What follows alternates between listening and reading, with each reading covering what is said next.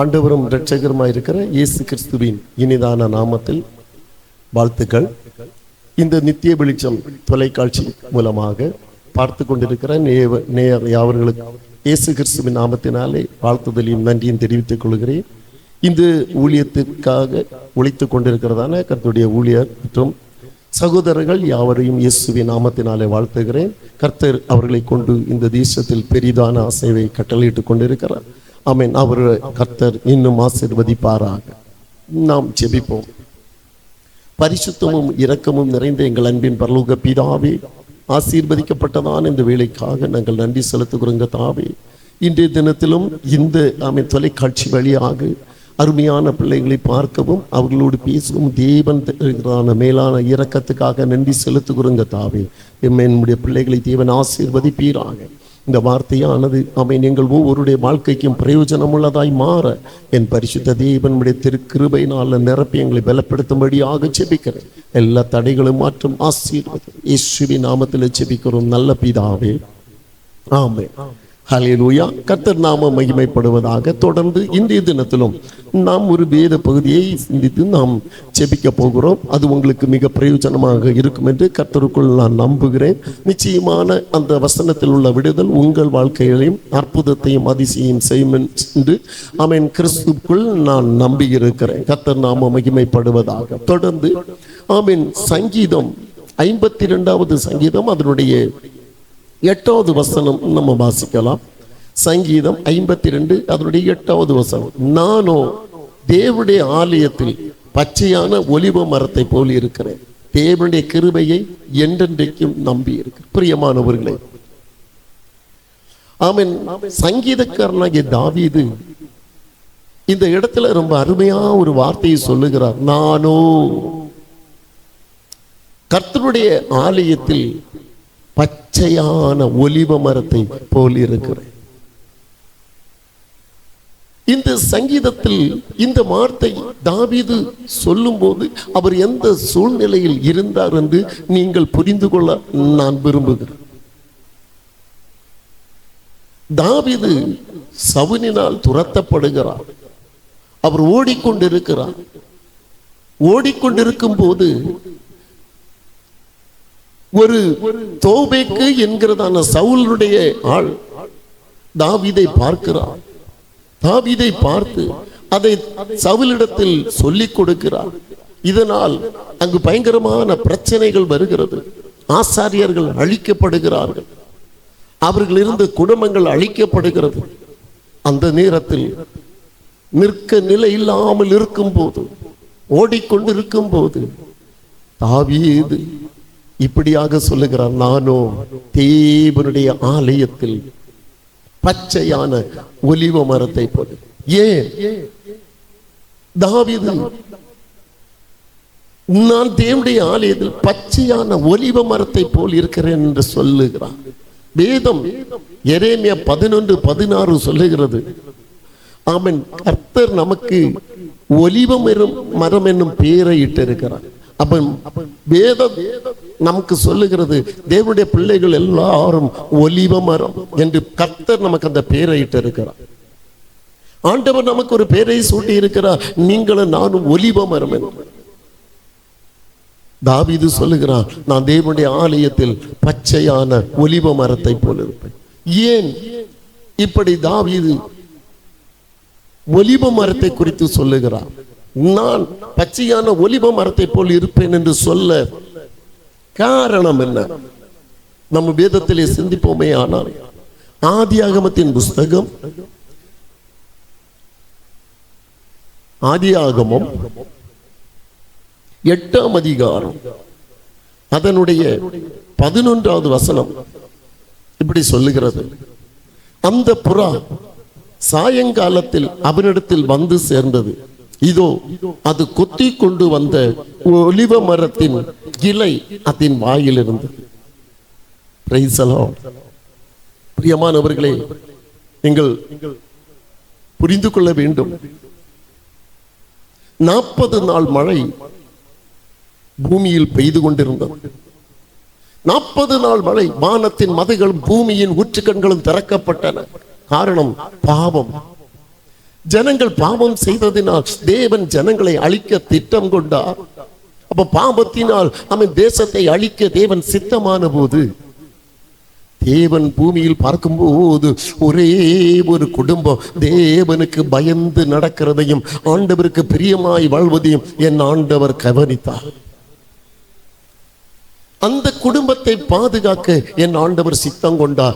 யார் ஆமென் கர்த்தருக்கு பிரியமில்லாம வாழ்ந்தாலும், யார் எப்படிப்பட்ட வாழ்க்கை வாழ்ந்தாலும், நீங்கள் கர்த்தருக்கு பிரியமாய் ஆண்டவருக்கு பரிசுத்த ஜனமாய் நீங்கள் வாழ்வீர்களே ஆனால் எந்த நிலையிலும் என் கர்த்தர் உங்களை பாதுகாப்பார். இது நிச்சயம்.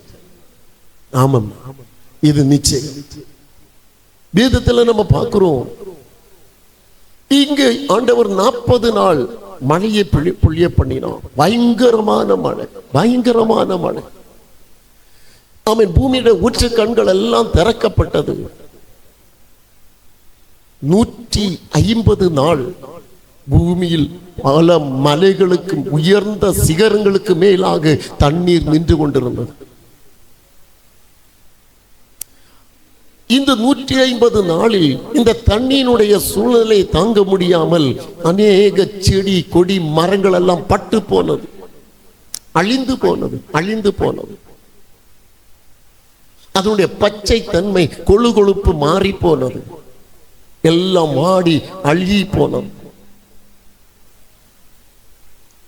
நோவா பேழைக்குள் 1 வருடம் 10 நாள் அதுக்குள்ளால காத்து கொண்டு இருக்கிறான். நம்பிக்கையற்றிருக்கிறவன் திடீரென்று புறாவை வெளியே விடுகிறான். இந்த புறா போய் சாயங்காலத்தில் அது திரும்ப வந்தது. திரும்ப வந்து அதனுடைய அந்த வசனம் சொல்லுகிறது, அது அவனிடத்தில் கொத்தி கொண்டு வந்த ஒலிவ மரத்தின் இலை அதில் வாயில் இருந்தது. அப்போ ஒலிவ மரமாக இருப்பேன் என்று சொல்ல காரணம் என்ன? அநேக செடி கொடி மரங்கள் அழிந்து போனது. பிரியமான தெய்வ பிள்ளையே, ஆமென். இவ்வளவு தண்ணீர்ல அநேக ஆமென் செடிகளும் கொடிகளும் மரங்களும் அழிந்து அதனுடைய பச்சைத்தன்மை கெட்டு அதனுடைய வளர்ச்சி கெட்டு அதனுடைய ஆமென் நிலை மாறி அது அழிந்து போனது. ஆனால் வேதம் சொல்லுகிறது, இந்த ஒலிவ மரத்தின் இலை பச்சையாகவே நின்று கொண்டிருக்கிறது. இதில் என்ன புரிந்து கொள்ள முடியும்? ஏதொரு சூழ்நிலையையும் ஆமென் தாங்கி செல்லவும் தாண்டி செல்லவும் இந்த ஒலிவ மரத்தால் முடியும். பிரைஸ் தி லார்ட், ஹல்லேலூயா. அப்போ இந்த ஒலிவ மரத்துக்கு ஒரு குணம் உண்டு. ஆமென். எந்த ஆமென் பக்கத்தில் இருக்கலாம், ஆமென் எதுவா இருந்தாலும், எந்த மரம் செடியா இருந்தாலும் அது அழிந்து போகும். இந்த ஒலிவ மரத்துக்கு ஒன்று, நான் அழிந்து போவது இல்லை. நீ ஒலிவ மரமாக மாறுன, நீங்க ஒலிவ மரமாக மாறினா உங்க வாழ்க்கை அழிந்து போக என் ஆண்டவர் அனுமதிப்பதில்லை. நீங்கள் எந்த பிரச்சனை வரட்டுமே, தாவீது சொல்லுகிறான், பிரச்சனைக்கு மேல பிரச்சனை. அவனுக்கு மரணத்துக்கு 1 அடி தூரம் மட்டும்தான் வித்தியாசம். ஆனால் அவன் சொல்லுகிறான், எந்த மரணம் வந்தாலும், எந்த போராட்டம் வந்தாலும், சத்துரு எவ்வளவு எனக்கு விரோதமாய் எதிர்த்து வந்தாலும், எப்படி எனக்கு விரோதமாய் செயல்பட்டாலும் ஒன்றும் என்னை அணுக முடியாது. காரணம், நான் ஒலிவ மரத்தை போல இருக்கிறேன். இந்த ஒலிவ மரத்திற்கு ஏது புயல் அடித்தாலும், ஏது மழை வந்தாலும், ஏது பிரச்சனை வந்தாலும் இது தாங்கி நிற்கும். இது பச்சையாக தான் நிற்கும். இது ஆசீர்வாதம் நிற்கும். அல்லேலூயா. பிரிய தெய்வ பிள்ளையே, இவ்வளவு வெள்ளப்பெருக்கிலும் இந்த மரம் பச்சையாய் நின்றது. அதுபோல ஆண்டவர் உன்னுடைய வாழ்க்கையை பச்சையாக ஒரு ஒலிவ மரமாக என் ஆண்டவர் மாற்ற விரும்புகிறார். ஒருவேளை நீங்க இந்த செய்தி கேட்டு கொண்டிருக்கும் போது உங்க உள்ளத்துல ஒரு சிந்தை வரலாம், நான் எவ்வளவு பாடு சகித்துக் கொண்டிருக்கிறேன், எனக்கு இனி வாழ்க்கை உண்டுமா? என் குடும்பம் இனி நிலைமைக்குமா? ஒருவேளை அநேக கடன்களால் நான் சிறைப்பட்டு இருக்கிறேன், வெளியே தலை காட்ட முடியவில்லை, என் வாழ்க்கை மாறுமா? இல்ல வியாதியினால நான் சாகும் தருவாயில் இருந்து கொண்டிருக்கிறேன், எனக்கு இனி ஒரு வாழ்க்கை வருமா? நீ ஒலிவ மரமாக இருப்பாயே. ஆனால் எந்த வியாதியின் நேரமா இருக்கட்டும், எந்த கடபாரத்தின் நேரமா இருக்கட்டும், எந்த பிரச்சனையின் நேரமா இருக்கட்டும், எது வந்தாலும் என் பிரிய சகோதரா, என் பிரிய சகோதரி, பிரிய ஹல்லேலூயா மாதாவே, என் பிரிய பிதாவே, உனக்கு கர்த்தர் சொல்லுகிறார், ஒலிவ மரமா இருந்தா எந்த பிரச்சனையும் தாண்டி செல்ல வேண்டிய ஒரு கிருபையை தேவன் உனக்காக வைத்திருக்கிறார். ஹல்லேலூயா, ஆமென். இன்றைக்கு பரிசுத்த தேவன் உங்க கூட பேசிக் கொண்டிருக்கிறார். உங்க கூட என் தேவன் பேசிக் கொண்டிருக்கிறார். உங்க சூழ்நிலைக்கு கர்த்தர் மாற்றத்தை தர விரும்புகிறார். இரண்டாவது நம்ம அதுல பார்க்கும்போது, இந்த ஒலிவ மரம், ஏன் ஒலிவ மரம் என்று சொன்னார்? நான் தேவனுடைய ஆலயத்தில் பச்சையான ஒலிவ மரத்தை போல் இருப்பேன். பிரியமானவர்களே, இந்த ஒலிவ மரத்துக்கு நீண்ட ஆயுசு. நாம இந்த பூமியில பார்க்கிற சில மரங்களுக்கு அதனுடைய ஆயுசு அதிகமா போன ஒரு 500 வருடம் உயிர் வாழும் என்று வைத்துக் கொள்வோம். ஆனால் இந்த ஒலிவ மரத்தினுடைய ஆயுஸ் காலம் 500 முதல் 1500 2000 வருடம் வரை உயிர் வாழக்கூடியதுதான் இந்த ஒலிவ மரம். அல்லேலூயா. இந்த ஒலிவ மரம் 2000 வருடம் வரை உயிர் வாழக்கூடியது, நீடித்து நிலைத்து நிற்கக்கூடியது. அப்படியானால் இன்றைக்கு இந்த வார்த்தையை கேட்டுக்கொண்டிருக்கிற உங்க வாழ்க்கையில சத்துரு ஒருவேளை ஆமென் அற்பாயுசுல நீ போயிருவ, இன்னும் சில தினங்களுக்கு மடித்து போவை என்கிற ஒரு பீதியும் ஒரு பயத்தையும் உன் வாழ்க்கையில போட்டிருக்கலாம். நீ ஒலிவ மரமா மாறினா ஒலிவ மரம் சொல்லும், எனக்கு 2000 வருடம் வர வாழ வேண்டிய ஆமென் பலன் இருக்கிறார், எனக்கு ஆயுஸ் நீண்டு இருக்கு. இந்த வேதத்தில் இருந்து சொல்லிக் கொண்டிருக்கும் போதே ஆண்டவர் ஒரு வார்த்தையை கொடுக்கிறார். சங்கீதம் 91:16, நீடித்த நாட்களால் உன்னை திருப்தியாக்கி என் ரட்சிப்பை உனக்கு காண்பிப்பேன். ஐயா, நான் எழும்பி பல நாட்கள் ஆனது,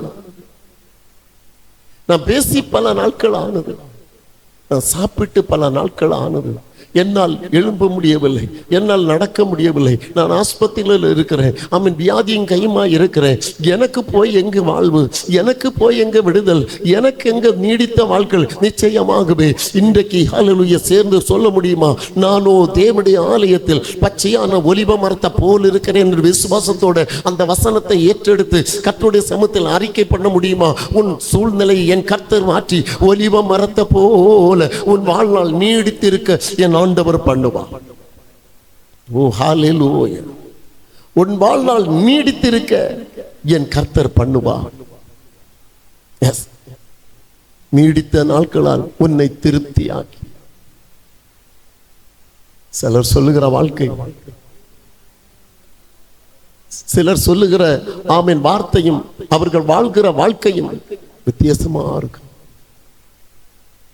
ஐயா, ஏன் இந்த பூமியில நான் பிறந்தேன்னே தெரியல, எவ்வளவு வேதனை நான் அனுபவித்துக் கொண்டிருக்கிறேன். திருப்தியா வாழணும்னு ஆசைப்பட்டேன், என் வாழ்க்கையில திருப்தியே வரலையா. என் வாழ்க்கையில ஒரு சுகமா நல்ல தினங்களை பார்க்க முடியல, நல்ல ஒரு ஆசீர்வாதமான வாழ்க்கை வாழ முடியல. நான் படுகிறதெல்லாம் வேதனையும், நான் படுகிறதெல்லாம் கண்ணீரும், நான் படுகிறதெல்லாம் கஷ்டமுமா இருக்கிறது ஐயா. என்னுடைய வாழ்க்கை நீடித்த நாட்களால் திருப்தியான வாழ்க்கையா இருக்குமா? ஆம் தெய்வ பிள்ளையே, அன்புக்குரிய சகோதரா சகோதரி, உங்களை பார்த்து தான் கர்த்தர் சொல்லுகிறார், நீடித்த நாட்களால் உன்னை நான் திருப்தியாக்குவேன். திருப்தியான வாழ்க்கை. இதுவரைக்கும் நீ திருப்தி இல்லாமல் வாழ்ந்து கொண்டு இருப்பாய். இதுவரைக்கும் நீ திருப்தியற்ற ஒரு வாழ்க்கை வாழ்ந்து கொண்டிருப்பாய். ஒருவேளை கடன் பாரத்தினால் நீ ஒதுங்கி ஒதுங்கி யாருக்கும் தெரியாமல் வாழ்ந்து கொண்டிருப்பாய். ஒருவேளை வியாதியின் நெருக்கத்தினால நீ நெருங்கி கொண்டிருப்பாய். ஒருவேளை பிசாசின் போராட்டத்தினால் நீ வேதனை அடைந்து கொண்டிருப்பாய். உன்னால் எழும்பி நிற்க முடியல. பிசாசு குடும்பத்துக்குள்ளால புகுந்து உன் வாழ்க்கையை தகர்த்து, உன் ஆவிக்குரிய ஜீவிதத்தை தகர்த்து, உன்னை இந்த பூமியிலிருந்து மாற்றி போட அவன் திட்டம் கொண்டு இருப்பானே. ஆனால் இன்றைக்கு பரிசுத்த தேவன் சொல்லுகிறார், பரிசுத்த ஆவியானவர் சொல்லுகிறார், இன்றைக்கு ஆண்டவர் சொல்ல, நீடித்த நாட்களால் உன்னை திருப்தியாக்குற ஒரு தெய்வன் உனக்கு முன்பதாக கடந்து வந்திருக்கிறார். உன் வியாதி படுக்கையை மாற்றி போடுகிற என் தேவன் உனக்கு முன்பதாக வந்திருக்கிறார். நீடித்த நாட்களால் திருப்தியாக்கி ஒரு எழும்பி பிரகாசிக்கப்படுகிற ஒரு வாழ்க்கை என் கர்த்தர் உனக்கு கொடுக்க போகிறார். 38 வருடமாய் குளக்கரையில் கிடந்த மனிதனை அவன் பாவத்தினால் வியாதி வந்தது. அந்த வியாதியினால் அவன் படுக்க வைத்தது பிசாசு. சொன்ன, இனி நீ படுப்ப, இனி இந்த படுக்கை தான் உன் வாழ்க்கை, இனி நீ எழும்புவதில்லை, இனி நீ நடப்பதில்லை, நீ இனி உலகத்துக்கு உன்னை காட்டிக்கொள்வது இல்லை, இதோடு உன்னுடைய வாழ்க்கை இந்த குளக்கரையோட முடிந்தது என்று சொல்லி அவனுக்கு விரோதமாய் சொன்னான். ஆனால் இயேசுவோ அவனுடைய நிலையை மாற்றினார். ஹல்லேலூயா. யோசிச்சு பாருங்க, 38 வருடத்தினுடைய சூழ்நிலை, 38 வருடத்தினுடைய அனுபவம் அவன் வாழ்க்கையை விட்டு மாறி போனது. ஒரு மனிதன் பிறந்தா எத்தனை வருடம் இருப்பான் பாருங்க. அதுல 38 வருடமா அவன் வியாதிஸ்தன குளக்கரையில படுத்து கிடக்கிறான். அவன் என்ன நினைச்சிருப்பான், இதோட என்னுடைய வாழ்க்கை முடிஞ்சிருச்சு, இல்ல எதுக்கு நான் பிறந்திருப்பேன், ஒரு நன்மை என்னால காண முடியலையே. ஒருவேளை நீங்க நினைச்சு கொண்டு இருக்கலாம், ஐயா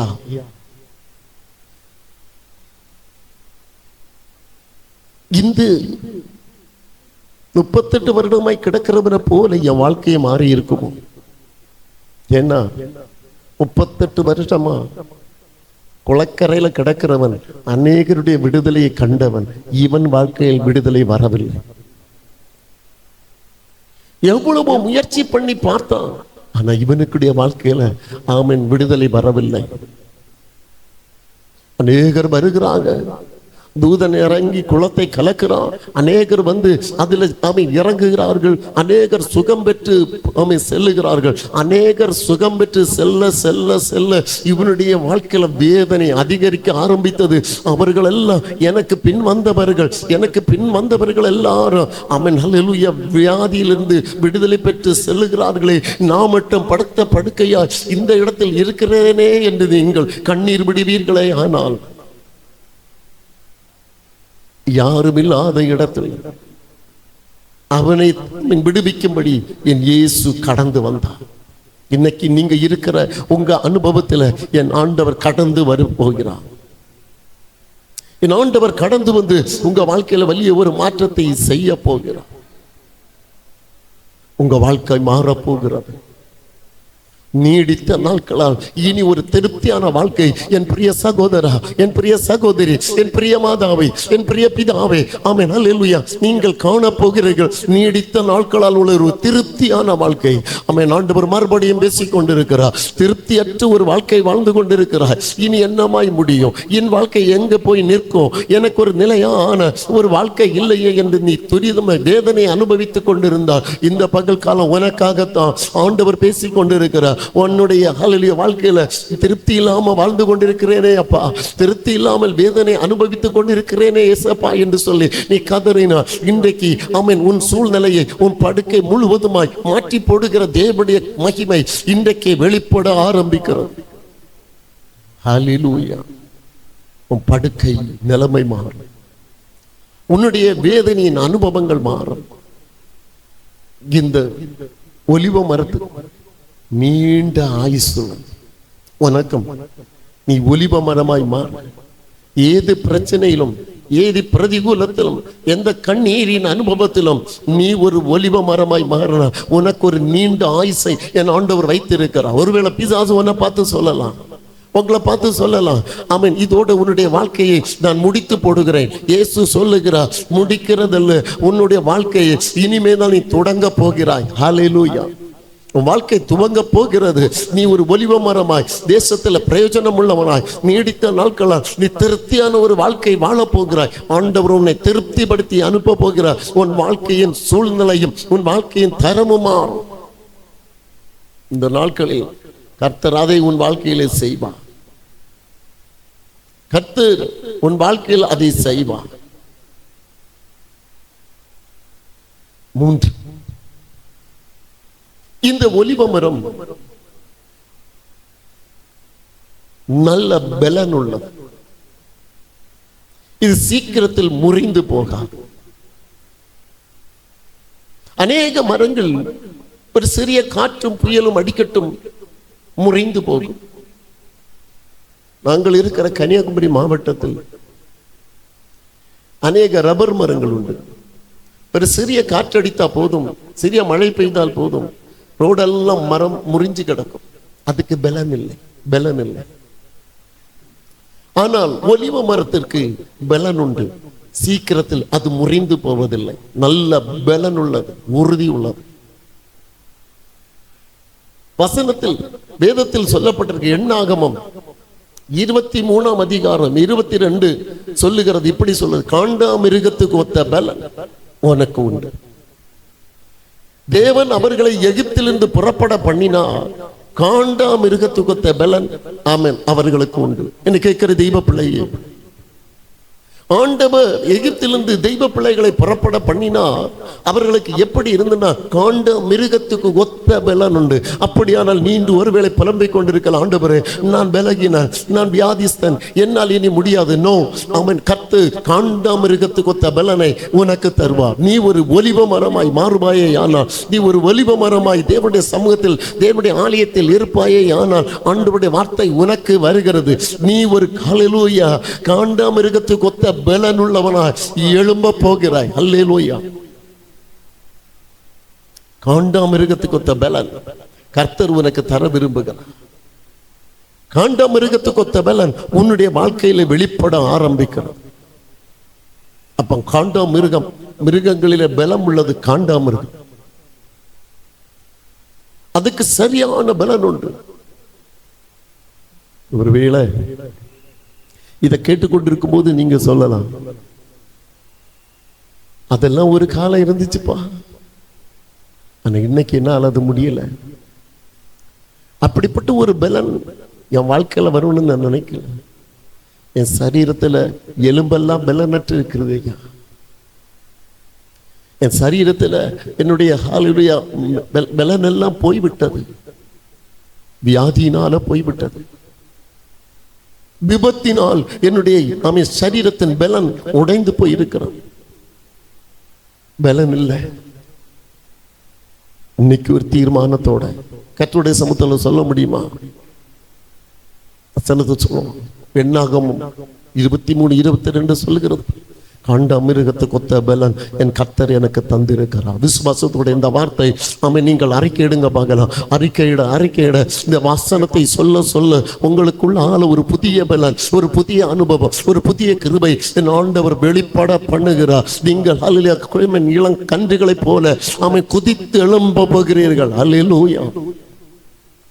மல்கியா 4:2 சொல்லுகிறது, கர்த்தருக்கு பயந்தவர்கள் நீதியின் சூரியன் உதிக்க, அவருடைய செட்டையின் கீழே ஆரோக்கியம் இருக்க, அவர்கள் வெளியே போய் கொளுத்த கன்றுகளை போல வளருவார்கள். இன்னும் பகல் காலம் கர்த்தர் கொளுத்த கன்றை போல உங்களை புறப்பட பண்ணுகிறார், வளர பண்ணுகிறார். நீ பலகீனம் என்று சொல்லாதே. நீ பலகீனம் அல்ல, நீ வியாதிஸ்தன் அல்ல. ஹல்லேலூயா. உனக்கு திறமை இல்லைன்னு சொல்லாத. ஆண்டவர் உன்னை பலப்படுத்த விரும்புகிறார். நீ எழும்பி பிரகாசிக்க போகிற நாள், நீ கர்த்தருக்காக பயன்பட போகிற நாள். ஹல்லேலூயா. உன் சூழ்நிலை மாறும். உன் சூழ்நிலையை மாற்றுகிறது என் கர்த்தர். நீ முதிர் வயதிலும் தேவனுக்கென்று கனி கொடுக்கிறவன். கர்த்தர் உன்னை மாற்றுவார். கர்த்தர் உன்னை மாற்றுவார். ஒரு திருப்தியான வாழ்க்கையும் சீக்கிரத்தில் அழிந்து போகாத வாழ்க்கையும் இருக்கிற நாட்கள் முழுவதும் ஆரோக்கியத்தோட பலத்தோட இருக்கிற ஒரு கிருபையும் ஆண்டவர் உனக்கு கொடுப்பா. அடுத்ததாக ஒரு காரியம் கூட நாம் சொல்ல வரும். இந்த ஒலிவ மரம் ஏன் சீக்கிரத்தில் அதுக்குள்ளால கேடு வரவில்லை என்று சொன்னால், இந்த மரத்துக்குள்ளால தோலின் அடியில் ஒரு எண்ணெய் பதம் இருக்கும். இந்த எண்ணெய்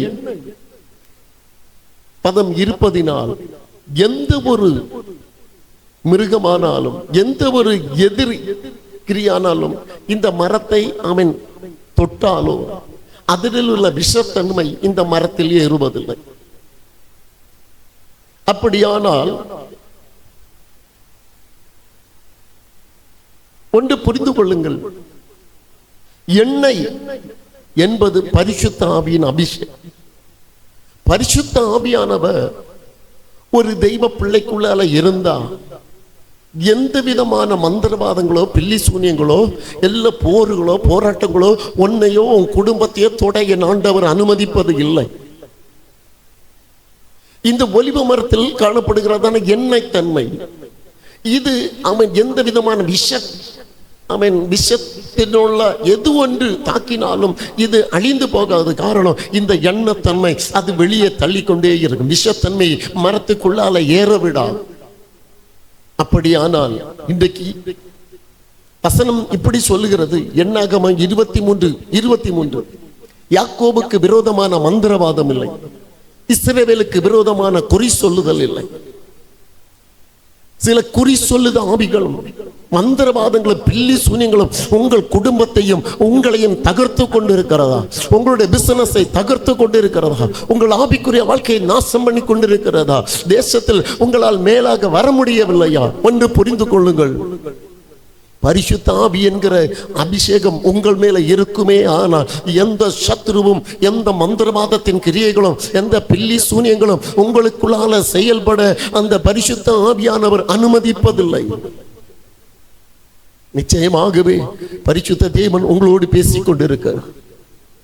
அநேக குடும்பங்களை சத்துரு சிறைப்படுத்தி அநேக குடும்பங்களை தகர்த்து அநேக குடும்பத்துக்கு விரோதமாய் மந்திரவாதம் பில்லி சூனியங்கள் ஆபிசாரங்கள் எல்லாம் செய்து அநேக குடும்பங்களை சத்துரு தகர்த்து கொண்டிருக்கிறார். காரணம், உங்களுக்குள்ள பரிசுத்த ஆவியானவர் என்கிற எண்ணெய் இல்லாத காரணத்தினால் உங்கள் குடும்பங்கள் தகர்ந்து கொண்டிருக்கிறது, உங்கள் வாழ்க்கை தகர்ந்து கொண்டிருக்கிறது.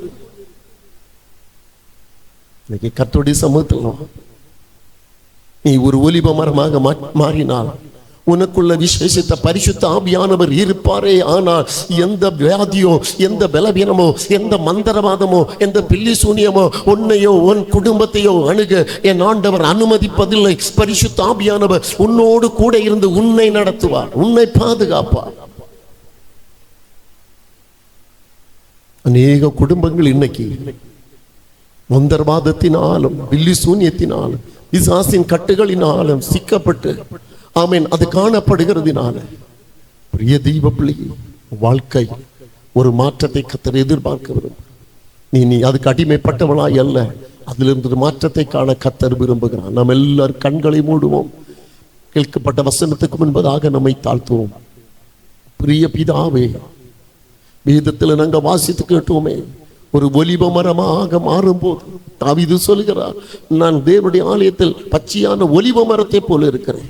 ஒரு ஒலிவ மரமாக நான் மாறும்போது என்னுடைய வாழ்க்கையில வருகிற மாற்றம் அவன் என்னவென்று அல்லேலூயா அறிந்து கொள்ள வேண்டிய சூழ்நிலை என் ஆண்டவர் இந்த நாளில் தந்தபடியால் ஸ்தோத்திரம். அன்பு பிள்ளைகள், ஆண்டவரே, வியாதியோடு பிரச்சனையோடும் பிசாசின் போராட்டத்தினால கட்டப்பட்ட ஒரு சூழ்நிலையில கட்டுகள் மத்தியில இருப்பார்களே, ஆனால் இன்றைக்கு இந்த வசனம் ஆண்டவரே அவர்களை விடுவிக்கட்டுமே, அவர்களை விடுதலையாக்கட்டுமே, அவர்களுக்கு ஒரு ஜெயத்தை கொண்டு வரட்டுமே. அவர்கள் எந்த சூழ்நிலை இருந்தாலும் ஆமென் அல்லேலூயா ஒரு விடுதல் பரிசுத்த ஆவியானவருடைய அபிஷேகம் இவர்களை விடுவித்து இந்த நாமின் வியாதியில் இருந்தோம், இந்த பிசாசின் போராட்டத்தில் இருந்தோம், இந்த மரண கட்டுகளில் இருந்தோம், ஆமென் எல்லா மந்திரவாத கிரியைகளில் இருந்தோம் விடுவித்து தேவன் இவர்களை பரிசுத்தப்படுத்தி சுகப்படுத்தி கொண்டு வரும்படியாக ஜெபிக்கிறோம். கிருபை கூட இருக்கட்டும், பாதுகாத்துக்கொள்ளும், எல்லாரையும் பலப்படுத்த காத்துக்கொள்ளும். இயேசுவின் நாமத்தில் ஜெபிக்கிறோம் ஜீவனுள்ள நல்ல பிதாவே, ஆமென். கர்த்தர் உங்களை ஆசீர்வதிப்பாராக, சரியான ஒரு விடுதலை உங்க வாழ்க்கையில தந்து ஜெயத்தோடு நடத்துவாராக. ஆமென்.